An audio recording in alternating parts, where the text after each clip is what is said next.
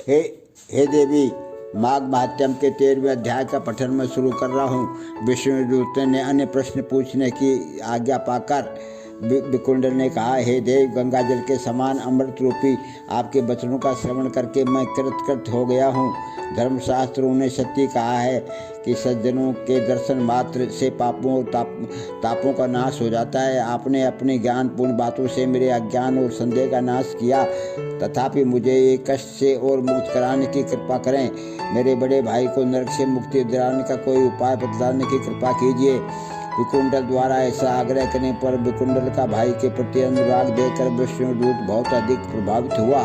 विकुंडल से दूत ने कहा, हे मित्र, यदि तुम अपने 8वें जन्म के पुण्य अपने भाई को दान कर दो तो तुम्हारा बड़ा भाई स्वर्ग प्राप्त कर सकता है।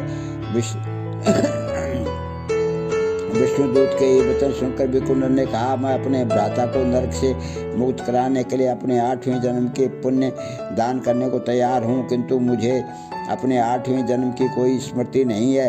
कृपया मुझे और मेरे 8वें जन्म के बारे में विस्तार पूर्वक बतलाइए। भगवान विष्णु के दूत ने कहा, अत्यंत प्राचीन काल में मधुवन में महर्षि साकली निवास करते थे। वे तपस्वी, ज्ञानी और वेदों के अध्ययन में रत रहने वाले तेजस्वी महर्षि थे। उनकी पत्नी रेवती भी सती, साध्वी, धार्मिक स्त्री थी। रेवती ने 9 पुत्रों को जन्म दिया। ध्रुव, शशि, बुध, तार, निर्मोह, जितमाय, ध्यान, काम, गुणाती तथा ज्योतिर्मान। महर्षि के प्रथम 4 पुत्र ध्रुव, शशि, बुध, तार तथा अंतिम पुत्र ज्योतिर्मान, ये पांचों ही अग्निहोमी थे। ये पांचों ही पूर्ण धार्मिक रूप से गृहस्थ धर्म में जीवन व्यतीत करते थे। महर्षि साकली के से 4 पुत्र निर्मोह, जितमाय, ध्यान, काम तथा गुणाती गृहस्थ धर्म से विरक्त पूर्ण सन्यासी थे। किसी कार्य को करने में इनकी कोई रुचि नहीं थी। ये सभी एक ही ग्राम में निवास करते थे, परंतु ये संग तथा परिग्रह से रहित थे। इन्होंने शिखा और यज्ञोपवीत का भी परित्याग कर दिया था। ये चारों ही स्वर्ण तथा साधारण पत्थर को एक समान समझते थे। चाहे जिस वस्तु को शरीर को आच्छादित कर लेते थे और चाहे जहाँ बैठ जाते थे। संध्या काल में अपने घर जाकर ये चारों ब्रह्म के चिंतन में लीन हो जाया करते थे। इन्होंने निर्दयता क्षुधा को भी अपने अधीन कर लिया था। ये समस्त संसार को विष्णु रूप देखते थे तथा मौन रहकर भूमंडल पर विचरण करते थे।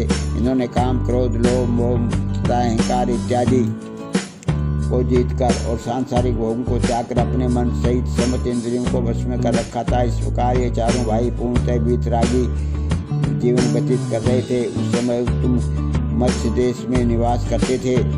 एक दिन मध्याह्न काल में क्षुधा तृष्णा से पीड़ित ये चारों योगीजन तुम्हारे यहाँ आए। अपने घर के आंगन में इन योगियों को देखकर तुमने अत्यंत गदगद होकर इनका स्वागत किया। तुमने श्रद्धापूर्वक इनके चरणों को स्पर्श करके मधुर वाणी में निवेदन किया, हे महात्मने, आपके दर्शन पाकर आज मेरा जन्म और जीवन दोनों ही सफल हो गए। आपके दर्शन ईश्वर के दर्शन के ही समान है। इसके बाद तुमने उनके चरण धोकर चरणों तक को सिर पर धारण किया। ऐसा करते ही तुम्हारे जन्म जन्मांतर के पाप नष्ट हो गए। फिर तुमने उन सन्यासियों को उत्तम स्वादिष्ट पकवान, उत्तम मिष्टान का भोजन कराया। रात्रि में भी सन्यासियों ने तुम्हारे यहाँ विश्राम किया। उन्होंने संतुष्ट प्रसन्न होकर अपने नियमानुसार रात्रि पर भगवत भजन किया। पुत्र, उस जन्म में उन सन्यासियों का स्वागत सत्कार करके तुम्हें जितने पुण्य फलों की प्राप्ति हुई उनका कोई वर्णन नहीं कर सकता। विष्णुदूत ने उत्तम सन्यासियों की महिमा का वर्णन करते हुए कहा, सृष्टि के समस्त जीवों में मनुष्य को बुद्धिमान प्राणी माना गया है। मनुष्य में भी ब्राह्मण को श्रेष्ठ कहा गया है। ब्राह्मणों में विद्वान ब्राह्मण को कृत बुद्धि कहा गया है। कृत बुद्धियों में क्रिया करने वालों को श्रेष्ठ और ब्रह्मवादियों को सर्वश्रेष्ठ कहा गया है। ब्रह्मवादी तीनों लोकों में श्रेष्ठ माने गए हैं, अतएव इनकी पूजा करना प्रत्येक मनुष्य का कर्तव्य धर्म है। अपने आपने 8वें जन्म में शिव काज के 4 ब्रह्मवादियों की सेवा की थी। विष्णुदूत की ये बातें सुनकर विकुंडल ने उसी समय अपने 8वें जन्म के संचित पुण्यों को अपने बड़े भाई को दान कर दिया। इससे उसके ज्येष्ठ भ्राता को तत्काल नरक से मुक्ति प्राप्त हो गई और कुंडल भी विकुंडल के निकट आ गया।